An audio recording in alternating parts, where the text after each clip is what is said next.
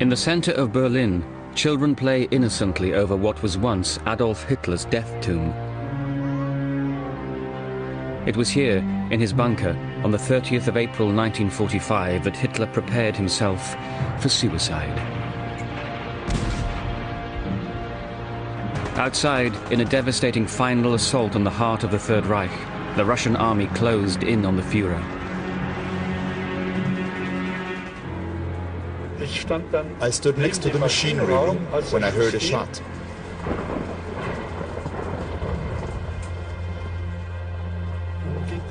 Then everything happened very quickly. I ran away out of fear, but I immediately came back down from the upper bunker. Just then, they were wrapping Hitler in blankets.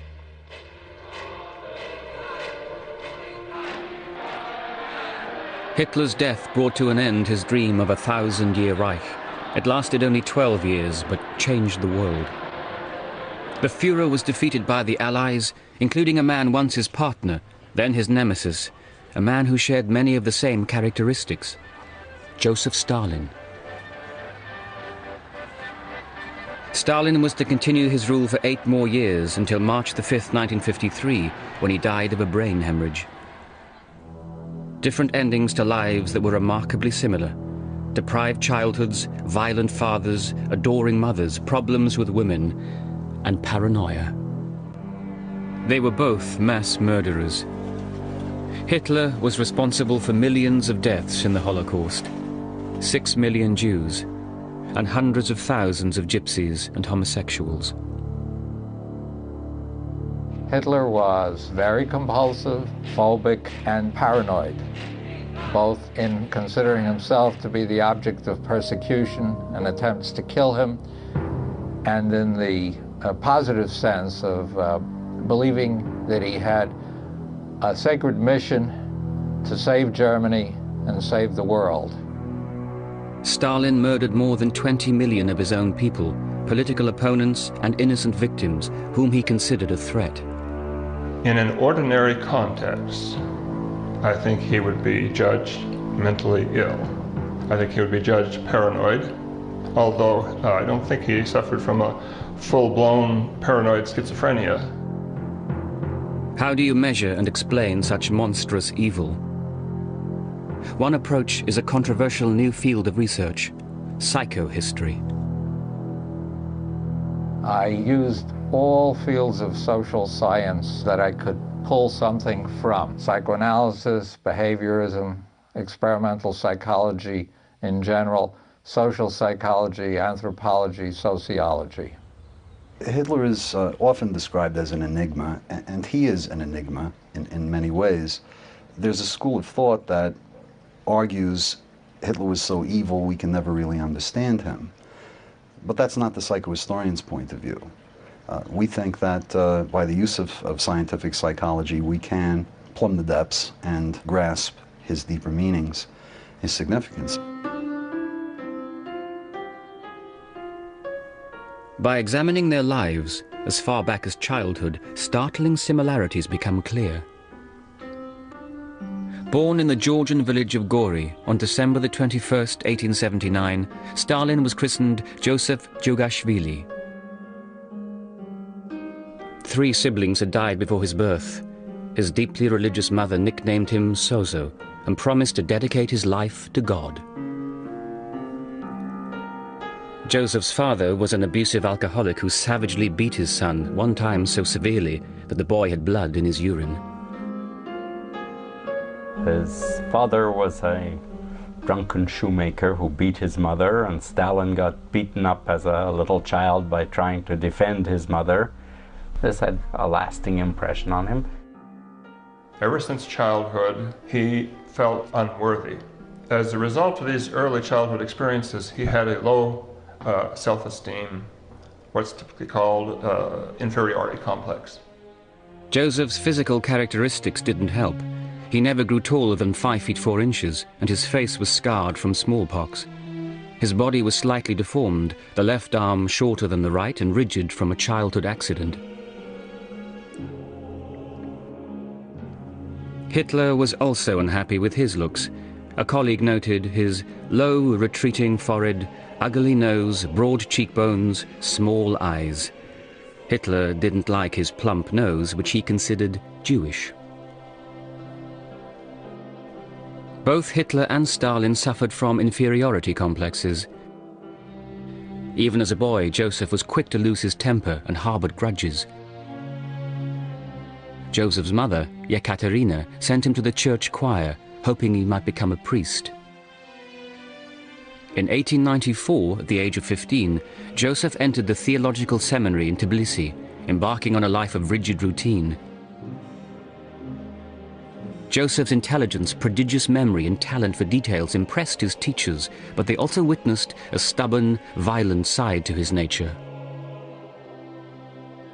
Finding the seminary life oppressive, Joseph turned away from religion and became attracted to anarchism, revolutionary terrorism, and Marxism.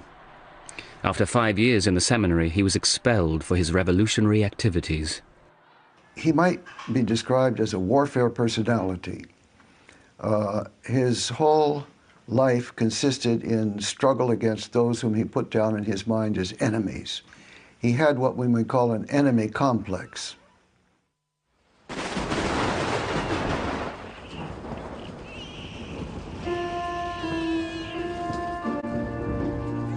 Ten years after Joseph's birth, on April the 20th, 1889, Adolf was born in Braunau, a small desolate town in Austria. His mother, Clara, was married to a moderately successful civil servant, Alois Schicklgruber, 23 years her senior. She was 18 years old when she gave birth to Adolf. Alois Schicklgruber, who later changed his name to Hitler, was a rigid, cold, strict disciplinarian who regularly beat his son.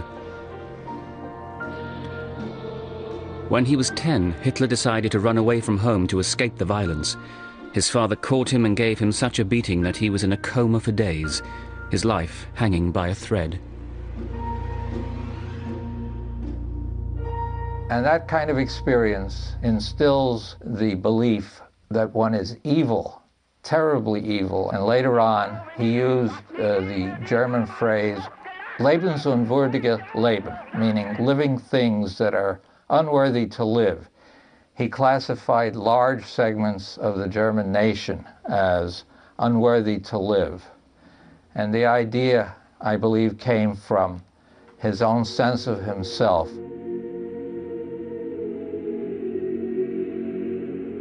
When he was a boy, Adolf wanted to be a priest, and like Stalin, sang in the church choir.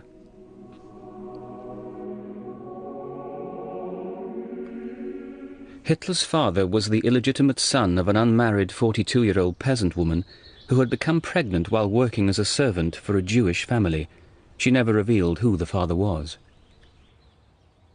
Hitler was obsessed with the thought that his paternal grandfather could have been Jewish.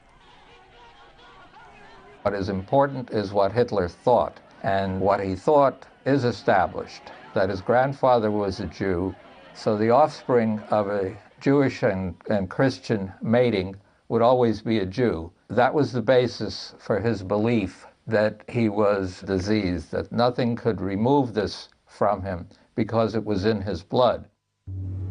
In 1900, Hitler started primary school in the town of Linz. Like Stalin, the young Adolf was considered egotistical and domineering, demanding absolute subordination from other pupils. He was a poor student, however, much more interested in becoming an artist against his father's wishes. By 1905, he dropped out of school, hoping to pursue an artistic career.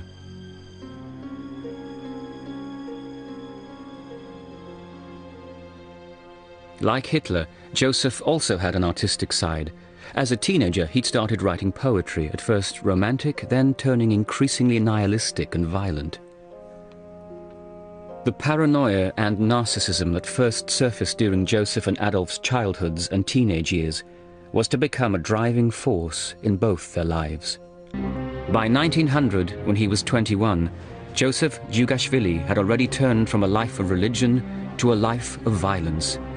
For the next 15 years, he was an active revolutionary, robbing banks and stealing payrolls at gunpoint to raise money to overthrow the Tsar.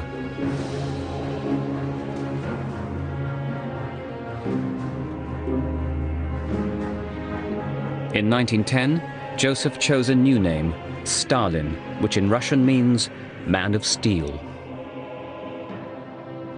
During this period, Stalin was arrested 8 times by Tsarist police and each time deported to remote rural areas in Siberia. He was always a loner, a very bitter and unpleasant person. You find this in memoirs of other revolutionaries who shared exile with him, that he never took part in their social activities. He was always apart and bitter and nasty.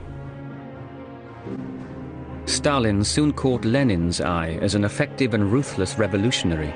He didn't play a major role in the Bolshevik Revolution of October 1917. But he was ambitious and determined to rise to the top of the Communist Party. Stalin had defined himself as a revolutionary and knew exactly what he wanted in life. Hitler, on the other hand, was still searching, and in 1907 moved to Vienna to pursue his artistic interests.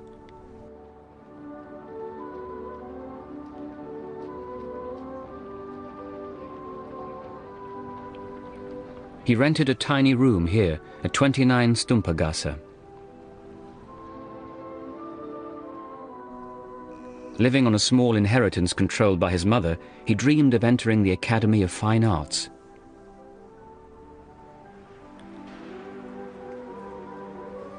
But his dream was shattered when his mother, Clara, died 4 days before Christmas after a long and painful struggle with breast cancer.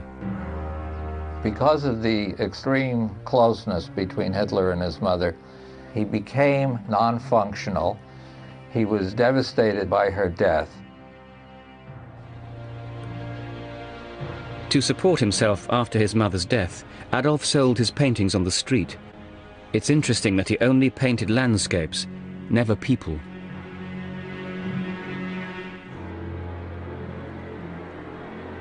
Two years in a row, Hitler applied to the prestigious Academy of Fine Arts, but was unsuccessful.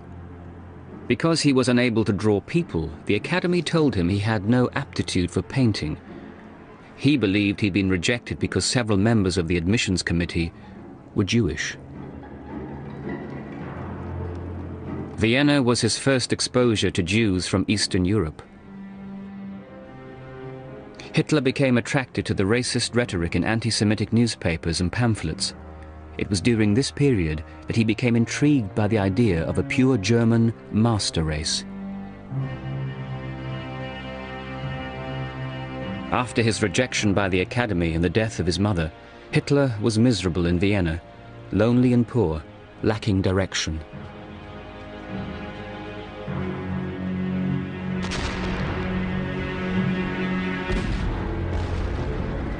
Finally, in 1914, with the outbreak of war, Hitler enlisted in the army and found his identity in battle, carnage, and death. For the first time in his life, Hitler was happy. He felt at home, felt that he belonged. In his army service, Hitler was the happiest he was at any time in his life.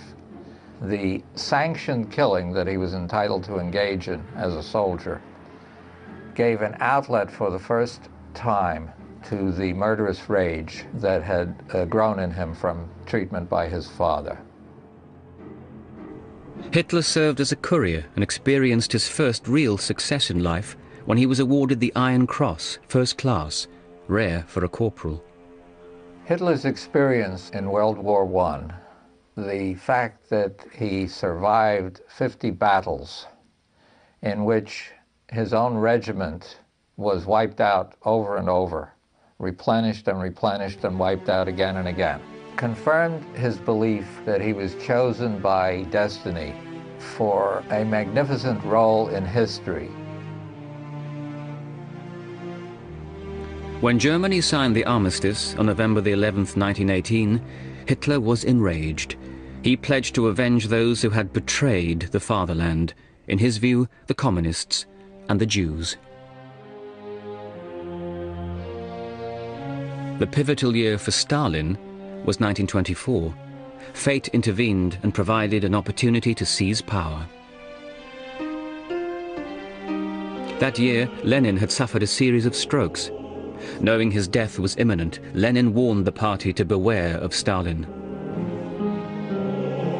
Lenin saw that something was wrong with this man.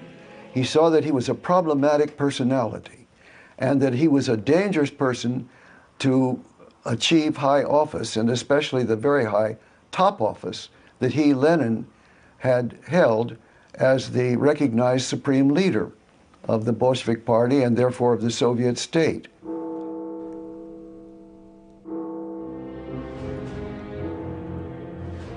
But it was too late. Lenin died in May, and Stalin immediately began jockeying for power.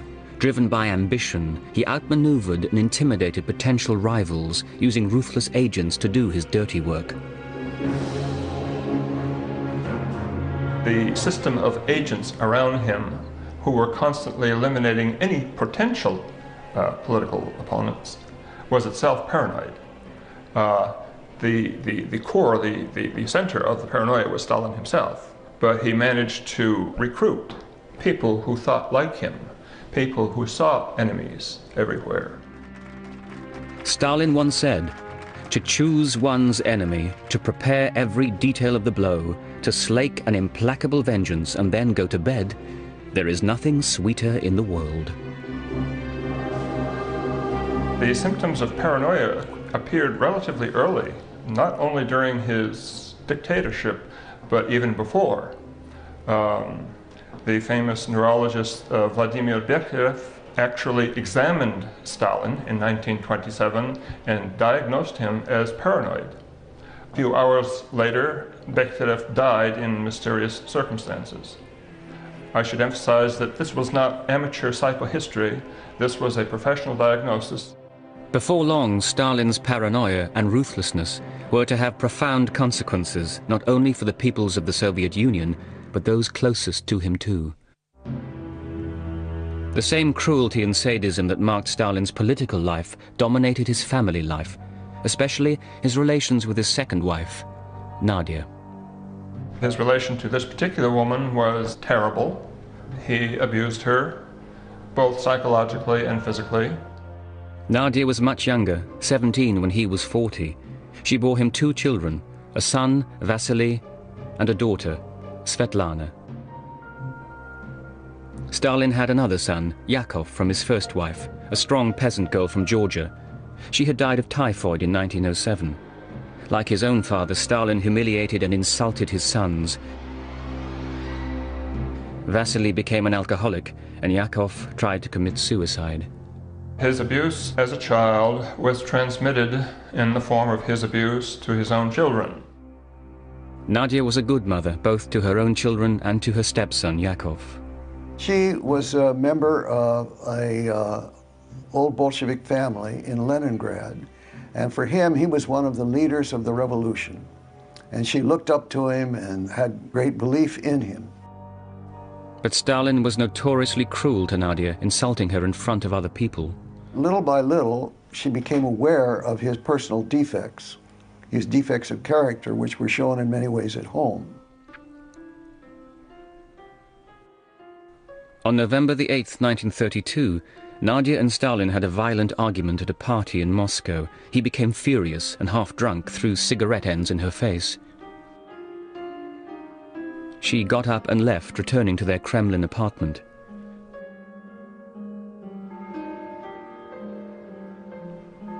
The next morning, Nadia was found dead, shot in the heart. He either drove her to suicide or killed her himself. Historians have not been able to agree on exactly what happened, but hers was not a natural death. According to Svetlana, her mother, Nadia, left Stalin a letter which was full of personal and political reproaches, and that he went into a rage as a result of this letter. And when the funeral came about, he walked up to her coffin and then pushed it away. He never went to her grave at the Novodevichy Cemetery.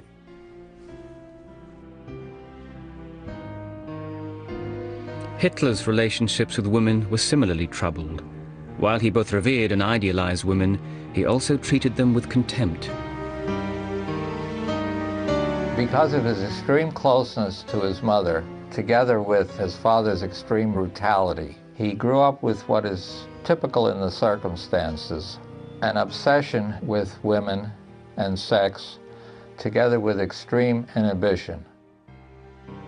After his mother, the most important woman in Hitler's life was his younger niece, Gerli Raubal, who lived with Hitler in his Munich apartment.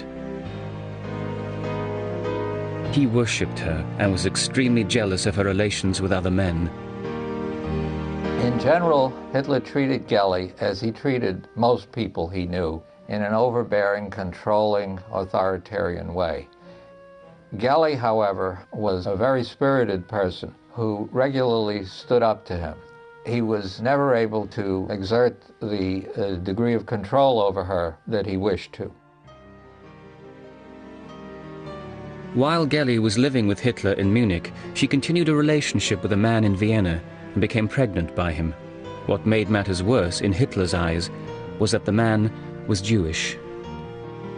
They had a terrible fight that was overheard by the servants in the apartment, although they didn't know the content of it.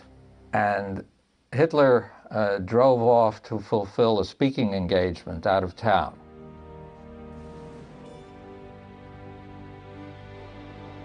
The next morning, Gerli was found dead in Hitler's Munich flat, shot in the chest. Gerli Raubal's death in 1931 remains a mystery. But there is little doubt that Hitler contributed to her tragic end.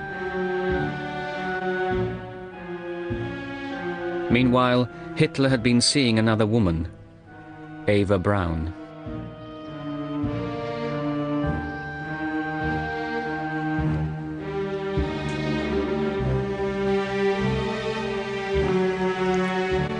They met when Eva worked as a receptionist and model in the studio of Hitler's official photographer, Heinrich Hoffmann. This is how Adolf Hitler first appeared to the 18-year-old Eva, working in Hoffmann's darkroom. Eva became an ardent admirer of Hitler and was fascinated with Hoffmann's photographs. Eva Braun quickly fell in love with Hitler. She wanted to marry him, she wanted to have children with him. He was dead against both of those things. Hitler considered Eva the ideal German woman, in his words, cute, cuddly, and naive. But he never took her out publicly.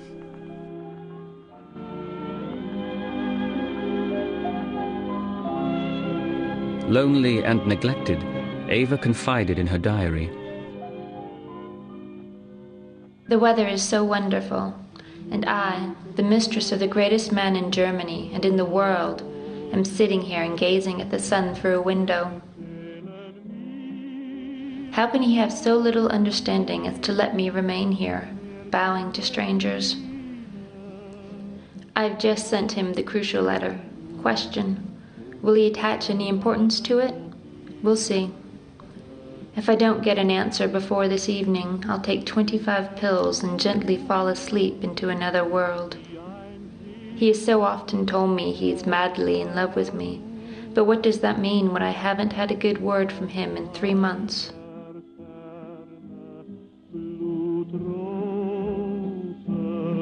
She attempted suicide a couple of times out of despair, and one time he asked the doctor who came in after she tried to kill herself whether this was a genuine suicide attempt or only a trick to win his sympathy. The physician assured Hitler that it was a genuine attempt, and he was touched by that.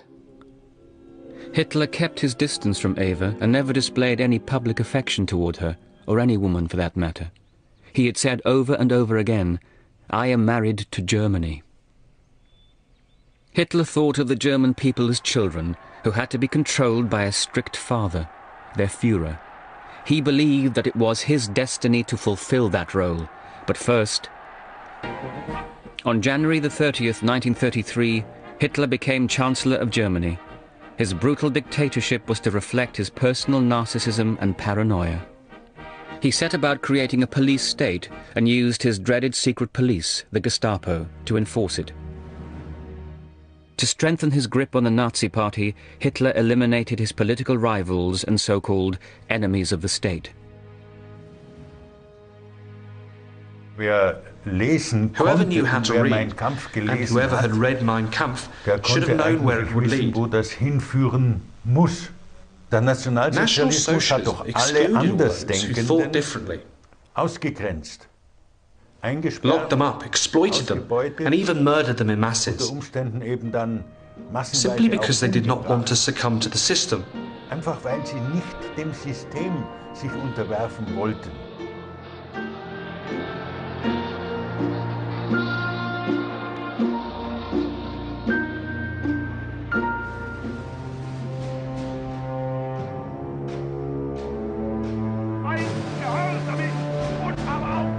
Hitler's ruthlessness in liquidating his rivals inspired Stalin. Despite the blind worship of the masses and his total control of every aspect of Soviet society, Stalin was morbidly suspicious and saw enemies everywhere. He even turned on old friends. There was a very popular party boss in Leningrad, Sergei Kirov. And many of them who thought that Stalin's time had gone, that he should be removed from the Secretary General role, thought that Kirov should be his successor. But Sergei Kirov remained loyal to Stalin, and in 1934, at the 17th Party Congress, lavishly praised Stalin. Stalin loved Kirov and knew he was loyal, but he had become too popular for Stalin's liking. On December 1, 1934, in Leningrad, Kirov was assassinated.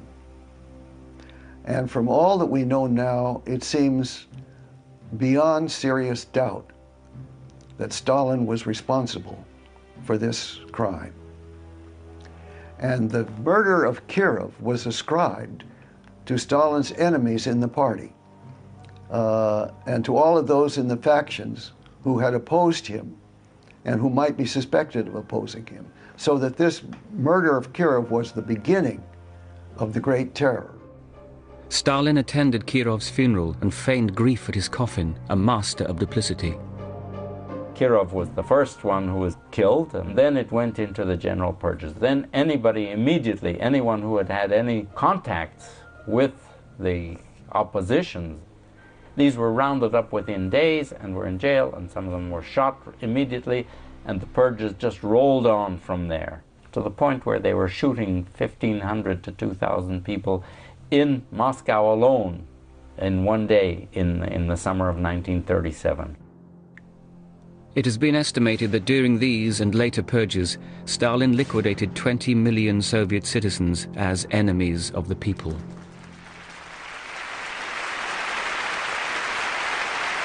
Members of his own Politburo were so afraid of him that no one dared to be the first to stop clapping for Stalin. The applause would go on for so long that bells were eventually used to signal an end to the clapping.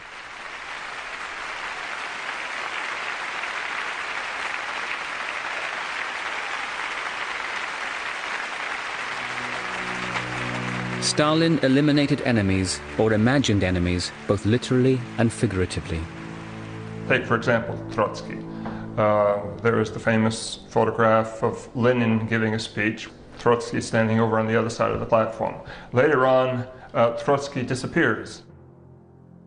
Stalin arranged for Trotsky to disappear both in that photograph and later on in real life when he had him assassinated. Anyone liquidated by Stalin's regime was, on his orders, removed from historical records forever and their photos destroyed. Not even posters were exempt. The finest of artists in the Soviet Union spent long hours retouching photos, erasing images of those who had vanished.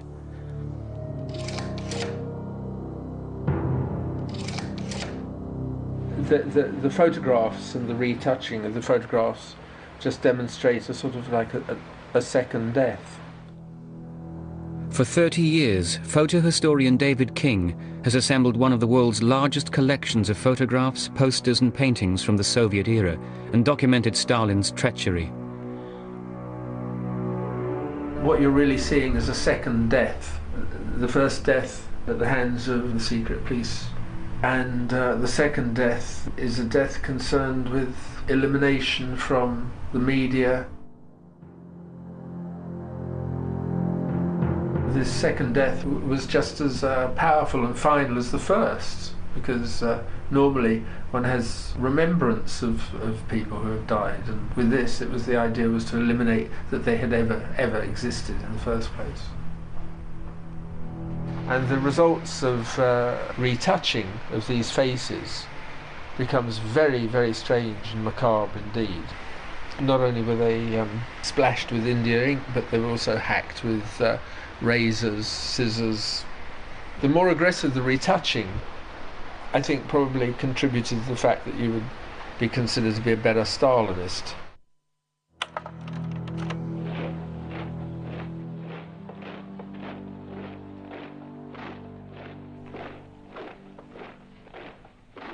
Like Stalin, Hitler also revised or erased history. In Hitler's case, his own past. On March the 11th, 1938, enthusiastic crowds greeted the Führer as he incorporated Austria into the Third Reich.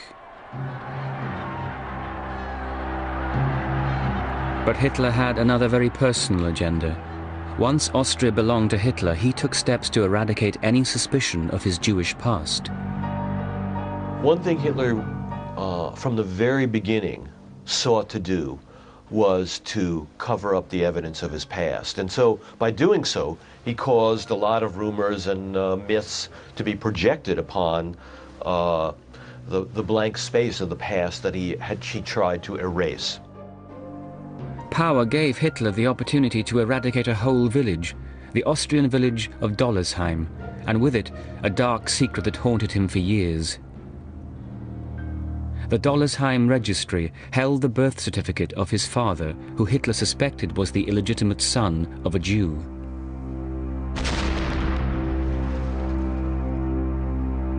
Hitler used the village as a firing range. Round after round of artillery fire crashed into the village, demolishing its buildings and making the graves in the cemetery unrecognizable.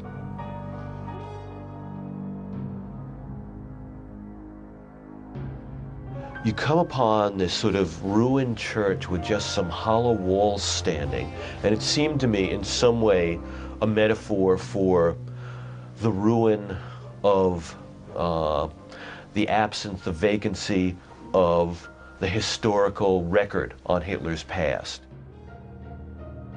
By obliterating the bricks and mortar, Hitler erased suspicion of his own Jewish blood. Like Stalin, Hitler believed he was surrounded by enemies trying to betray him and that he needed to strike first. Hitler grew up with the idea from his experience in his own family that it was probably necessary to kill if one did not want to be killed. He generalized this and divided people into predators and victims, and chose very deliberately to be a predator. The predator's next victims were to be Jews. Hitler's obsession and secret plan was to liquidate all the Jews of Germany, Europe, and the Soviet Union under the cover of war. Hitler had long been to attack Russia. Now he was ready. To lull Stalin into a false sense of security, Hitler signed a non-aggression pact with the Soviet Union in June 1939. The two most powerful dictators in the world became allies.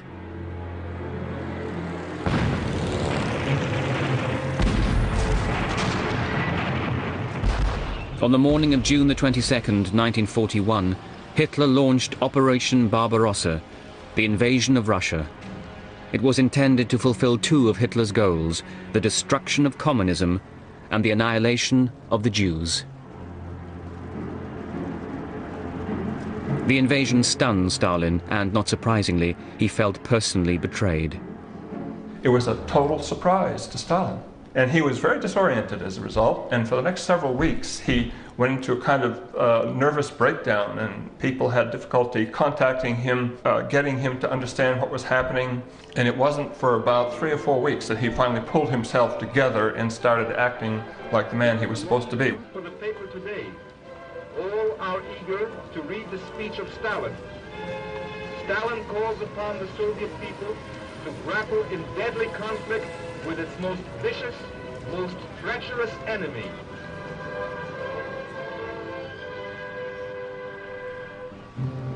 In late 1941, Operation Barbarossa appeared to be a great success. Hitler was jubilant. But Providence did not favor the Führer, and ironically, the beginning of the end came 15 months later in the city named after his Soviet opponent. The Battle of Stalingrad was more than just a military operation. It was a symbolic showdown between two men of iron. In September 1942, the Germans launched an all-out land and air attack on the city. Stalin issued an order. Any soldier that surrendered would be considered a traitor. Retreating soldiers were shot.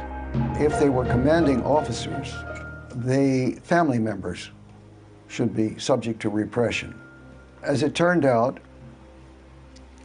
he himself had a family member who was an officer, and this was his son Yakov. Stalin's son Yakov was taken prisoner by the Germans. At one point, the Germans may have thought they could offer to exchange Yakov for some high-level German officers who had been taken prisoner by the Russians.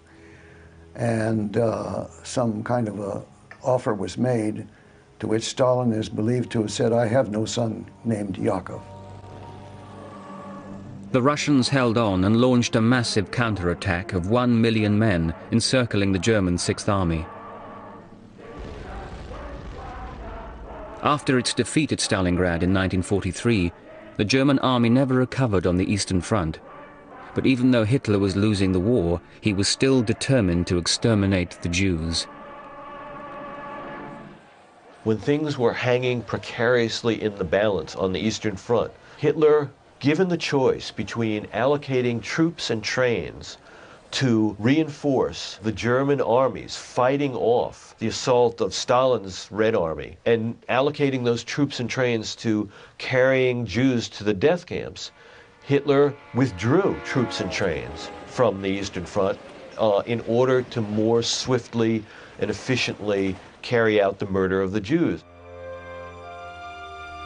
But by now, in 1943, Hitler was a very sick man. After Stalingrad, Hitler became increasingly dependent on amphetamines. Each morning, his personal physician, Dr. Theodor Morell, gave him an injection. Throughout the day, Hitler treated himself with oral amphetamines. At night, he took barbiturates to sleep. As the war went on, the Führer became more and more dependent on Dr. Morell. New information obtained from Hitler's medical records revealed that he showed signs of drug toxicity, affecting his judgment. He became increasingly paranoid. Toward the end of the war, Hitler began to show symptoms of Parkinson's disease. Wenn man täglich mit zusammen ist, da fällt das nicht so auf. He trembled slightly, but if you are with someone every day, you don't notice this. And no one paid attention to every detail.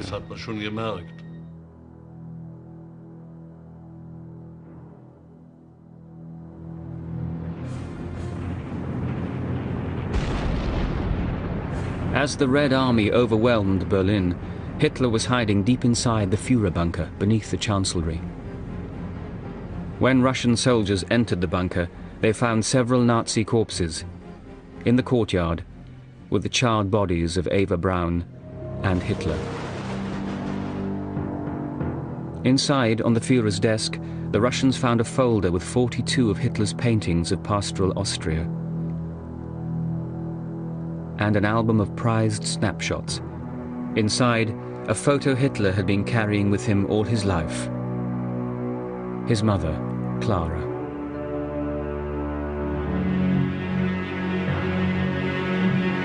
Stalin the final victor, exploited his triumph over the Nazis by parading long lines of Nazi war prisoners through Red Square to rally the Soviet people. Many hoped a new era of peace and freedom was on the horizon. I remember I, at the time, was an attaché of the American Embassy. And on May 9, 1945, the day the surrender took place, there was a great burst of rejoicing on the streets of Moscow. People were dancing, and I remember standing in a group in which one young officer, perhaps a major, said in Russian, "Now it's time to live." But Stalin, as usual, needed enemies, not peace and freedom. The terror this time was directed against Jews and centered on a group of Jewish doctors. Stalin accused them of plotting to murder Soviet leaders, including himself. The accused doctors were to be publicly executed on Red Square. And following that, the Jewish population of the major cities were to be deported to eastern Siberia, with pogroms perpetrated against them en route. Only his sudden death of a brain hemorrhage on March the 5th, 1953, prevented him from carrying out yet another purge. His daughter, Svetlana, recalled the scene as she stood by his deathbed. He suddenly opened his eyes and cast a glance over everyone in the room.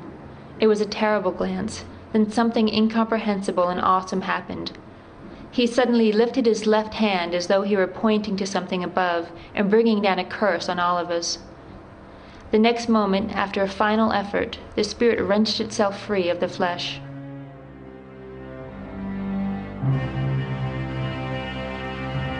Hundreds of thousands of mourners watched as Stalin was laid to rest in the mausoleum beside Lenin. For Adolf Hitler, however, there was no monument, not even a marker. Adolf Hitler and Joseph Stalin, two of the most ruthless and infamous dictators of the 20th century, each left a legacy of cruelty, terror, and death, which changed the course of history and resound to this day.